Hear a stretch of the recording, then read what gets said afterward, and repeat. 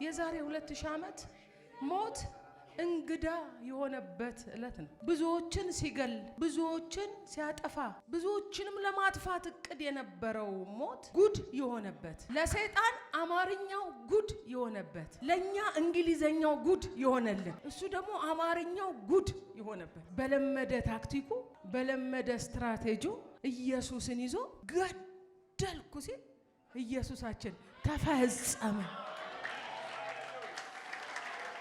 ይሄ ተፈጸመ የሚለው ቋንቋ በዛን ጊዜ አይሁዶች ብዙ ግብር ምናምን ብዙ ዕዳ ኖሮባቸው ልክ ከፍለው ሲጨርሱ የሚሰጣቸው ሰርቲፊኬት ተፈጸመ፣ ከዚህ በኋላ የምትከፍለው ዕዳ የለብህም፣ ተጠያቂ አይደለህም፣ ወንጀለኛ አይደለህም፣ ይሄ የምስክር ወረቀት መጥቶ ለሚይዝ ትንሣኤ የነጻነታችን ሰርቲፊኬት ነው። ከዚህ በኋላ ራስህን ቻል። እምትኮነን እንደ ባለዕዳ እንደ ኃጢአተኛ እንደሆነ ነገር ከተሰማ it's up to you፣ ያንተ ጉዳይ ነው። ሰርቲፊኬቱን ኢየሱስ ሰጥቷል። በምን? በትንሣኤ። ትንሣኤ ሰርቲፊኬታችን ምን? የዕዳችን መሰረዝ የተረጋገጠበት፣ ለሚጠይቀን አካል ነፃ መሆናችንን የምናሳይበት ሰርቲፊኬት ምን ይባላል? ትንሣኤ።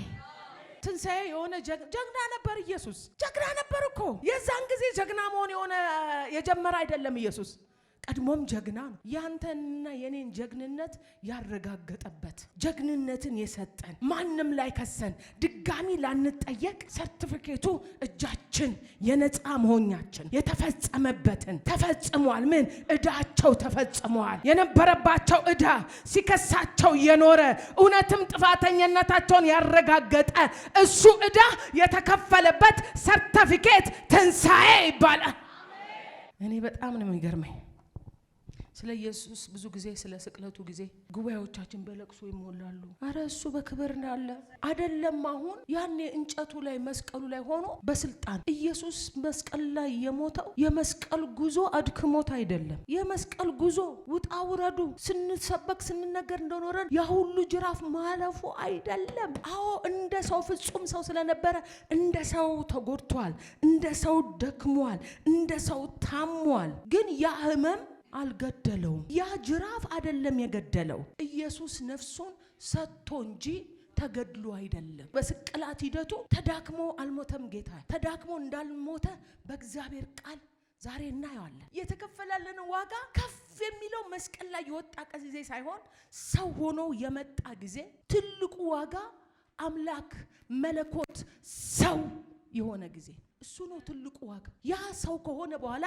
እንዳለ የኛ በደል ተቀምጦበት ስለነበረ አባት ፊት ቢያዞርበት በደሉ ነው ኢየሱስ ላይ ሳይሆን የተቀመጠበት በደል ላይ ነው። ይህንን በደል አላይም ነው እንጂ ኢየሱስን አልነበረ። የተሸከመው በደል የአባቱን ፊት እስከሚያዞርበት የደረሰው ሰው ሆኖ የመጣ ጊዜ፣ ክብሩን የጣለ ጊዜ፣ በበረት የተወለደ ጊዜ፣ ያኔማ ሊፈጽመው የመጣበትን ሊፈጽመው ነው። የኔን ነፃነሽ የሚለው ደብዳቤ ሊሰጠኝ ነው። መስቀሉ አደጋ አይደለም። በሰዎች የተቀነባበረ አደጋ ድንገታዊ የመጣ ሳይሆን የሰማይ ፕላን ነበር። በመስቀል የሚሰቀል ምንድነው? የተረገመ ነው። የኛን እርግማን ሆኖ ወስዶ እርግማናችንን ኃጢአት ያላወቀውን ልጁ ይላል ቆሮንቶስ ጻፊ ስለኛ ምን አረገው? ኃጢአተኛ አይደለም ያረገው። እኛ በክርስቶስ ምን እንሆን ዘንድ የእግዚአብሔር ጻድቅ አይደለም ጽድቅ፣ እኛ ጽድቅ እንሆን ዘንድ ልጁን ምን አደረገው? ኃጢአት። ይህንን የኛን በደል በሱ ላይ ስላኖረ የኛን እርግማን ወስዶ እርግማናችንን እላዩ ላይ ተቀምጦ የሚታየው እርግማን ልክ እንደተረገመ ሰው ወደ መስቀል ወሰደው። አንድ ጊዜ እንደዚህ ሆነ። ፊልም ተሰርቶበታል፣ እውነተኛ ታሪክ። አንድ የባቡር ሀዲድ ጠባቂ ሰራተኛ ነው። ባቡር ሲመጣ ድልድይ ነውና መርከብ ሲመጣ ይከፈታል። መርከብ ያልፍና ውጭ ሀገር እንደሱ ነው ብዙ መርከቡ ያልፍና በባህሩ ላይ መርከቡ ሲያልፍ ደግሞ ያ ድልድይ ይዘጋና ባቡር ያልፍበታል። እና መርከብ ለማሳለፍ ተከፍቶ ነበር። ተከፍቶ ልጁ አለው፣ ትንሽ ልጅ አለው። እየተጫወተ እዛ የተከፈተው ሀዲድ እንትኑ ድልድዩ ጋር እንደዚህ የተንጠለጠለ በጣም በከፍተኛ ፍጥነት የሚያልፈው ባቡር መጣ። በጣም ብዙ ሰዎችን የያዘ ፈጣን ባቡር መጣ። አባትየው ተጨነቀ። ልጁ ላይ ከዘጋው ብዙዎች ልጁን ያጣል፣ ብዙዎች ይተርፋሉ። ይሄን እያየው እግዚአብሔርን አስታወሰ። እኛን ብዙዎቹን ለማዳን ልክ ፊልሙ ላይ ልጁ ላይ ለመዝጋት ወሰነና ዘጋበት። አይኑ እያየ ልጁ ላይ ዘጋው። ከዛ ባቡር ውስጥ የነበሩ ፈረንጆች እንትን ይላሉ፣ ሰላም እያሉ ምናምን ነው የተፈጠረውን አያውቁ። ተዘጋ፣ ልጁ ላይ ነው የዘጋው። እነሱ በሰላም ሰላም እያሉ አያ ያሉ በውሃው እየተደነቁ ምን እንደተከናወነ፣ ምን እንደተሰራላቸው፣ ምን ዋጋ እንደከፈለ ያ ባቡር ሀዲድ ጠባቂው ያ ሰራተኛው ምን እንደከፈለ አልገባቸውም። እንዲህ እያሉ አለፉ። ዛሬም እኛ እንዲህ እያለን እየቦረቀን እየዘመርን የምናልፈው አባት አንድ ልጁ ላይ ጨክኖ በወሰነው ውሳኔ ነው። ኢየሱሳችን አሳልፎ በሰጠው የደስተኛነታችን ምክንያት ተዘግቶልን ልጁ ላይ ተዘግቶ ልጁ ላይ ፊቱን አዙሮ ባለፍነው ማለፍ ደስታ ሆኖልናል። ለዚህ ነው በሱ ሐዘን እኛ ደስተኞች የሆነ፣ በሱ ቁስል እኛ የተፈወስ ነው፣ በሱ ውድቀት እኛ የቆም ነው፣ ተከፍሎበት ነው። እያንዳንዱ ደስታችን፣ ሳቃችን፣ ሐሴታችን ተከፍሎበት ነው። የተከፈለበት ሪስቱን ደግሞ የተቀበልንበት እለት ትንሣኤ ይባላል። ስለዚህ አላዝንም፣ አላለቅስም፣ እየሳኩኝ እኖራለሁ። ኢየሱስ አልቅሶልኛል፣ ኢየሱስ ተጨንቆልኛል። ስለዚህ ኢየሱስ አልተገደለም፣ ራሱን ሰጠን። ዮሐንስ 10:17 እና 18 ነፍሴን ደግሞ አገኛት ዘንድ አኖራታለሁ። በእኛ ውስጥ አገኛት።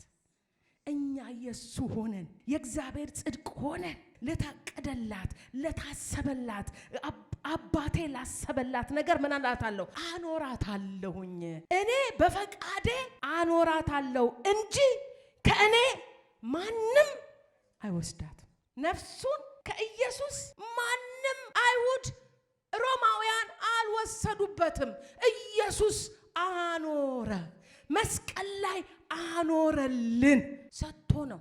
ትዝ ይላችኋል፣ ፍቃድ ቢሆን ይለፍ። በጌቴሳሚያኒ የነበረው ትግል ለመሞት ፍራቻ አይደለም፣ የአባቱን የእግዚአብሔር ፍቃድ ለማድረግ የነበረው ቁርጠኝነት የታየበት ከባድ ውሳኔ መለኮት እኮ ነው። ያንን ውሳኔ ያንተ ይሁን የሚለውን ለማድረግ እንጂ ሞትን ፍራቻ ግብግብ የገባበት ጉዳይ አይደለም። የጌቴሳማኒው ትንቅንቅና ትግል ግድብ፣ አባይ ግድብ ተገድቦልናል አይደለ?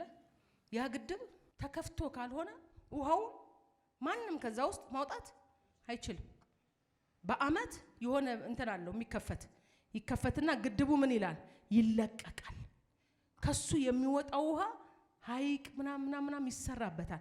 ተከፍቶ እንጂ ያንን ውሃ ወጣ ብሎ የሚያስወጣው አካል ልክ እንደሱ እንደሌለ ኢየሱስም ከፍቶ የሰጠንን ህይወት እንጂ ማንም ከሱ አውጥቶ የወሰደበት ህይወት የለም። የኢየሱስ ጋር የነበረው ህይወት ዘላለማዊ ዞዊ የሆነ ህይወት ስለነበረ አይሁዶች የገደሉት የተወሰደበት ህይወት እኛን ነፃ ማውጣት አይችልም። ራሱ የሰጠን ስለሆነ ነፃ አወጣን። ዮሐንስ 18:4 ላይ ኢየሱስም የሚመጣበትን ሁሉ አውቆ ወጣና፣ ኢየሱስን ሊይዙት በመጡ ሰዓት የመጨረሻው ሰዓት ላይ ነው። ከዛ አውቆ ወጣና ሊገሉት ላሰቡት ጎመድ ምናምን ገጀራ ምናምን ይዘው ለመጡት ማንን ትፈልጋላችሁ አላቸው። የናዝሬቱ ኢየሱስ ብለው መለሱለት። እኔ ነኝ።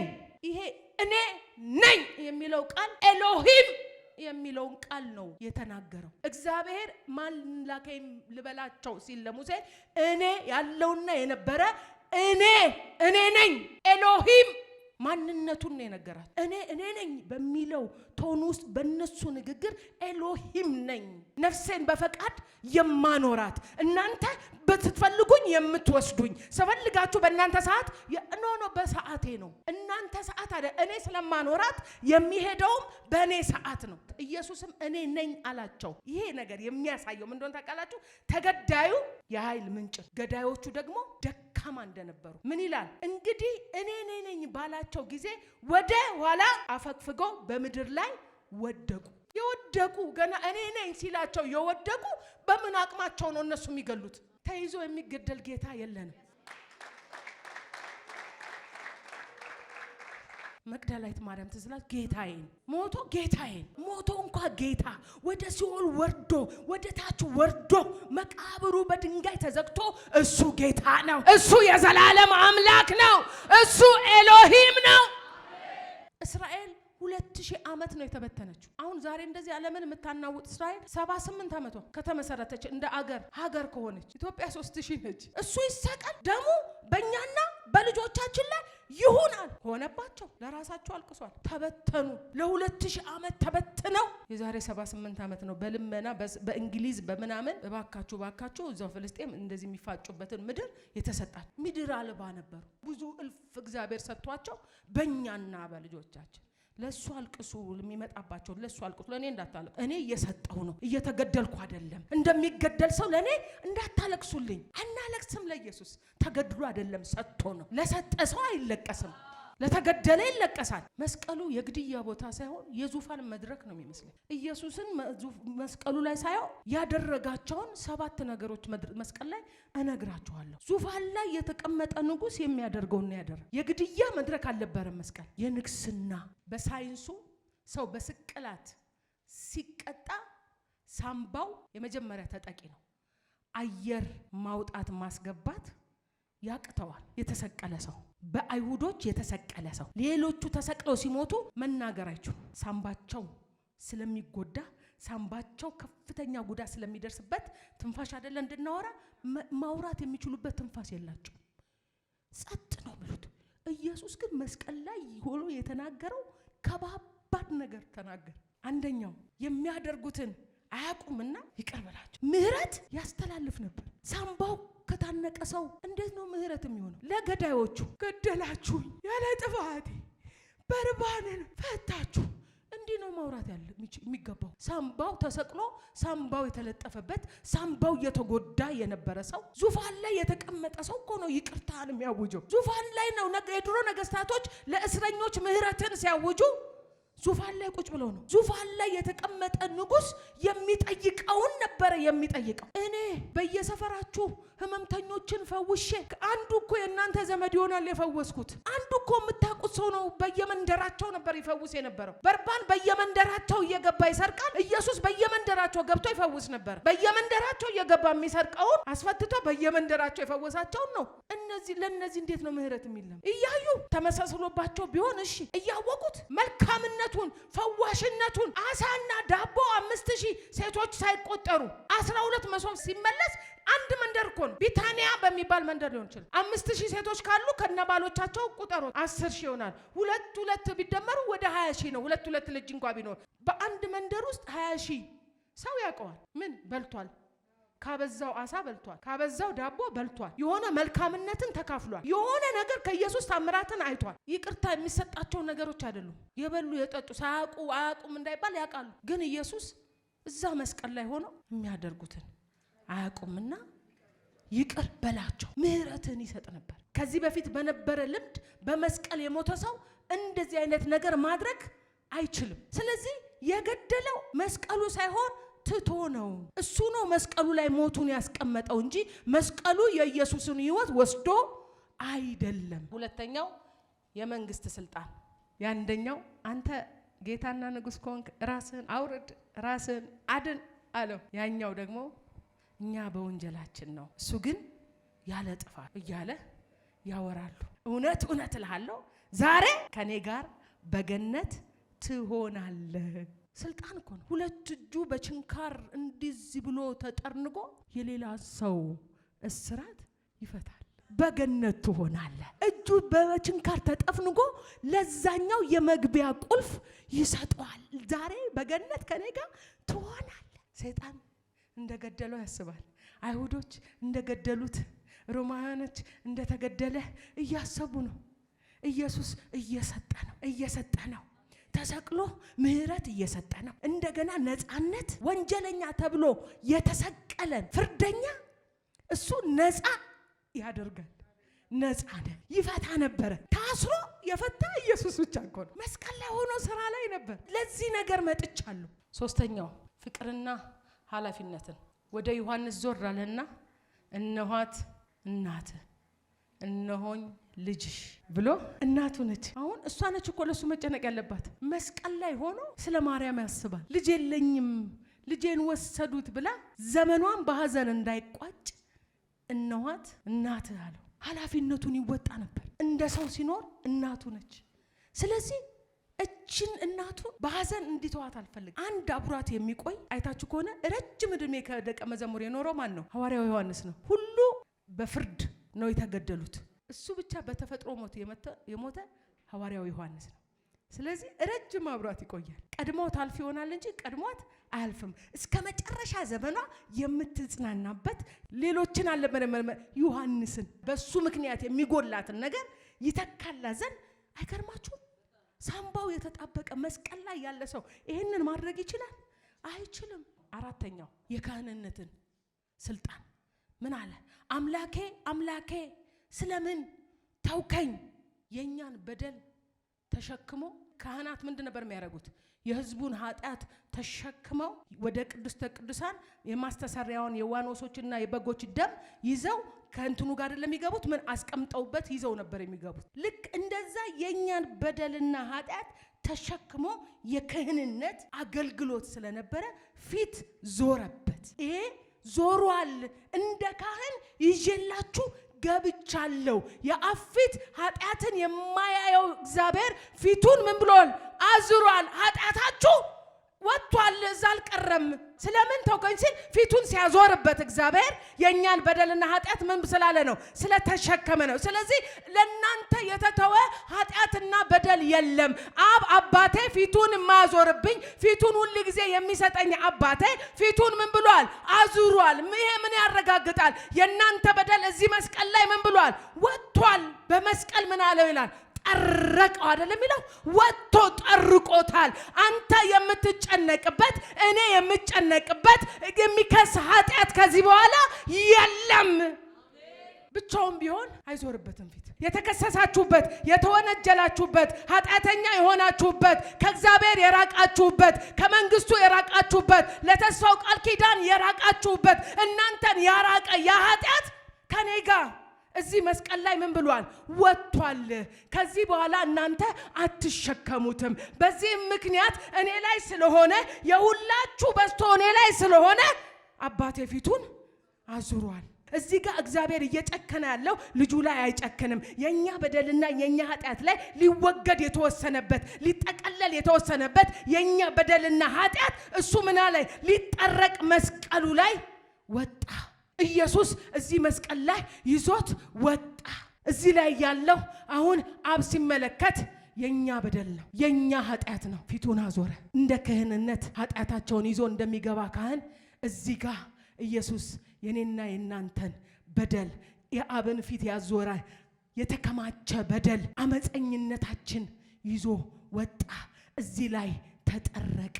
ይሄ መስቀል ፊርማ ነው። አብ የኛን በደል የደመሰሰበት ነፃ የወጣንበት መስቀል የነፃ መውጣታችን ፊርማ ነው። አምስተኛ የፍጥረት ጌትነት ስልጣን ነው። ምን አለ? ተጠማው።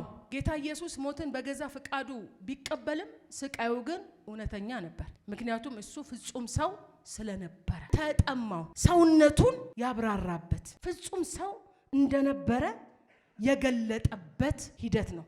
ስለዚህ ስቃዩ እውነት እንደነበረ በመለኮትነቱ ሳይሆን በሰውነቱ በትክክል የተቀበለው ስቃይ እንደነበረ። ስለዚህ ቆምጣጤን አመጡለት ሚል ትንቢትም አለ። የትንቢቱ ፍጻሜ እናንተ መስቀል ላይ ሆኖ ትንቢት ይፈጽማል። ቆምጣጤን አጠጡት፣ ቆምጣጤን እንትን አለ የሚለውን ቃል መፈጸም ነበረበት። እንደገና ሰው መሆኑ መረጋገጥ ነበረበት። ሰው መሆኑን አረጋገጠ።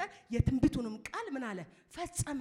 እየተራመደ አይደለም እናንተ ወገኖች፣ ተሰቅሎ እየሞተ መስቀል ላይ ሆነ የትንቢት ቃል የፈጸመ የኛ ጌታ። ስድስተኛው የድል አዋጅ ዮሐንስ 19:30 ላይ ተፈጸመ። ኢየሱስ ይህንን ቃል ምን አለው? ተፈጸመ ምን ትንቢቱ ተፈጸመ። የታቀደው ተፈጸመ። የአብ ዕቅድ ተፈጸመ። የእናንተ ዕዳ ተፈጸመ። ድጋሚ ላትከሰሱ፣ ድጋሚ ላትወነጀሉ፣ ድጋሚ ላትጠየቁ፣ ድጋሚ ኃጢአተኛ ላትሆኑ፣ ድጋሚ አመፀኛ ላትሆኑ፣ ድጋሚ አብ በር ላይ ዘጋባችሁ። ኢየሱስ ምን አለ? ተፈጸመ። የሰው ልጅ የዕዳ ደብዳቤ ተቀደደ። ስለዚህ ኢየሱስ በመስቀል ላይ ተፈጸመ ሲል የሽንፈት የድካም ተሸነፍ እያለ አይደለም፣ የድል ድምጽ ነበር። ቶኑ መጽሐፍ ቅዱስ አዋቂዎች ሲናገሩ ካፉ ይወጣ የነበረው ቶን ተፈጸመ። በሰይጣን መንግስት ላይ ምን አለ? ተፈጸመ። ሰባተኛው የህይወትና የሞት ስልጣን ነው። ሉቃስ 23:46 ላይ አባት ሆይ ነፍሴን በእጅህ አደራ እሰጣለሁ። ይህንንም ብሎ ነፍሱን ሰጠ። ሞተ አይደለም፣ ሰጠ። ተገድሎ አይደለም፣ ነፍሱን ሰጥቶ ነው። ኢየሱስ የሞተው ነፍሱን ሰጥቶ እንጂ ተገድሎ አልሞተም። የኢየሱስን ነፍስ ሞት አልሰረቀው። የብዙ ታላላቅ ነገስታትና መሪዎችን ነፍስ ሞት ሰርቋል። ኢየሱስ ግን የተሰረቀ ነፍስ የለውም። የሰጣት ነፍሱን ከመስጠት በላይ ከዚህ የሚበልጥ ፍቅር ለማንም የለውም። ሰው ወደደን አበድኩልሽ ያለን ሰው ኪሱ ገብቶ ነው እንጂ የሚሰጠን ነፍሱን ሰጥቶ አያውቅም። ኢየሱስ ወደድኳችሁ ብሎ ኪሱ ገብቶ አይደለም የሰጠን። መስቀል ላይ ሆኖ አይ ላቭ ዩ ምናምን አይደለም ያለን፣ ነፍሱን ሰጠ። ምን የኛን የቆሸሸውን ሞት የተፈረደበትን ያኛው ለተላልፎ የተሰጠውን እሱን ወሰደና ሞት እላዩ ላይ የነበረ የኛ ህይወት እንደዚህ ሆኖ ነበረ። ሞት እላዩ ላይ ነበረ። ሞት ነበረ፣ በደል ነበረ፣ አመፃ ነበረ፣ መተላለፍ ነበረ፣ እዚህ ጋር ኃጢአት ነበረ። የኛ ነፍስ ላይ ይሄ ሁሉ ነበረ። እኛ የእግዚአብሔር ጽድቅ እንሆን ያለዚህ እንደዚህ ኮተት እላያችን ላይ እንደዚህ መርገም ኃጢአት ቆሻሻ እላያችን ላይ ተከምሮ የነበረውን ህይወት እሱ ወሰደ። በሱ ላይ አኖረና የሁላችንንም በደል እግዚአብሔር በሱ ላይ አኖረና እንደኖረ ይዞ ወጥቶ እዚህ ጋር ተቀመጠ። እዚህ ጋር ሲቀመጥ ያ እሱን ሳያ የሚውል የአባት ፊት ዞረበት። ይሄን ህይወት ለኔና ለናንተ ምንም ሳይኖርበት እንደዚህ ንጹህ አድርጎ ሰጠን። የዚህ ህይወት ወላችሁ ትላንትና ያ ቆሻሻ ኖሮ አብ ፊቱን ያዞረብን ህይወት ነበረ። አብ የማይመለከተው ህይወት ነበረ። ያኛው ኢየሱስ ከኛ ላይ የወሰደው እሱ ላይ ሆኖ አብን ፊቱን ያዞረው ቆሻሻ እኛ ላይ ሆኖ የአብን ፊት የአብ ፊት እኛ ላይ ኢየሱስ ላይ እንደዞረ የዞረ ነበረ። ያገኘን ሁሉ እንዲገለን፣ ያገኘን ሁሉ ያሸንፈን ነበረ። አብ የማይመለከተው ማንነት ነበረ። ከዛ አብ ሁሉ ጊዜ የሚመለከተውን ንጹህ የሆነውን የምወደው ደስ የሚለኝ የተባለለትን ያንን ህይወት ሰጠን። እኛ የእግዚአብሔር ጽድቅ እንሆን ዘንድ እግዚአብሔር ገፍቶ የማያስወጣው አሁን ስንቀርብ ያቆሻሻ የለም። ኢየሱስ ያረካው መልክ እኛ ላይ አለ። እኛን ሳይሆን በሱ ውስጥ የገባንበትን ልጁን ፊቱን የማያዞርበትን ህሊናን አይቷት አያውቅም። ከዛ ጊዜ ጀምሮ አሁን የምንኖረው ኑሮ በወደደኝ ስለኔ ራሱን በሰጠኝ በሱ ውስጥ ገብቼ የምኖረው ኑሮ ነው። አንድ ባለጠጋ ያለውን ንብረት ለሆኑ ምስኪኖች አሳልፎ ቢሰጥ ተዘረፈ አይባልም። ሰጠ ነው እንጂ ተቀማም ተዘረፈም አይባልም። ኢየሱስ ለኛ አሳልፎ ሰጠን ህይወቱን እንጂ አልተዘረፈም፣ አልተነጠቀም። ኢየሱስ አልተገደለም። ማቴዎስ 27:51 እነሆም የቤተ መቅደስ መጋረጃ ከላይ እስከ ታች ከሁለት ተቀደደ። መቼ? ኢየሱስ መስቀል ላይ ነፍሱን ሲሰጥ ምድርም ተናወጠች፣ መቃብሮች ተከፈቱ። ተኝተው ከነበሩትም ከቅዱሳን ብዙ ሰዎች ተነሱ። የስልጣን ማን ሲሞት መጋረጃ ተቀዷል? ማን ሲሞት መሬት ተንቀጠቀጠች? ማን ሲሞት ሲኦል ተከፈተ? ማን ሲሆን ፀሐይ ብርሃኗን መስጠት አቆመች? ማን ሞቶ ይሄ ሆነ? የስልጣን ሞት። ኢየሱስ በመስቀል ላይ የስልጣን ሞት ነው የሞተው። ተፈጥሮ ምን አለች? ለኢየሱስ ሞት ምላሽ ሰጠች። መጋረጃው ተቀደደ ብቻ አይልም፣ ከላይ ወደ ታች ነው። ከታች ወደ ላይ ሰዋዊ ነው እናንተ፣ ከላይ ነው የተቀደደው። ይሄ መለኮታዊነቱን የሚያሳይ በፊታችን የነበረ ወደ ቅድስተ ቅዱሳን እግዚአብሔርን ፊቱን ወደሚታይበት ወደ ውስጠኛው መግባት እንዳንችል ዘግቶ የነበረው ግድግዳ ሰው አልቀደደልም። በቃ ኢየሱስ ሞቷል ይቀደድ ብሎ ሰው አልቀደደውም፣ ከላይ ተቀደደ። ከላይ ተቀዶልናል ስል ሊገጥመው የሚችል የለም። አቀዳደዱ ከላይ የሚመጣ ከሁሉ በላይ ነው እንደሚል የተጀመረው መጋረጃው ከታች አልነበረም፣ ከላይ ጀምሮ ተተረተረ። ድጋሚ መዝጋት አይችልም፣ ድጋሚ መከለል አይችልም፣ ድጋሚ ማቆም አይችልም። ከላይ የተቀደደ መጋረጃ ሰው በስውር መስፋት አይችልም። ስውር ስፌት አይገጥመውም። አሁን እኛ ወደ አብ እንድንገባ የተከፈተልን መጋረጃ እከላይ አይዘጋብህም፣ እነንተና አይዘጉም፣ ፓስተር አይዘጋም። ተከፍቶልናል፣ ተከፍቶላችኋል፣ ትገባላችሁ። አባትነት በሚሰየምበት በአብ ፊት ትንበረከካላችሁ፣ ትገባላችሁ፣ ትንበረከካላችሁ።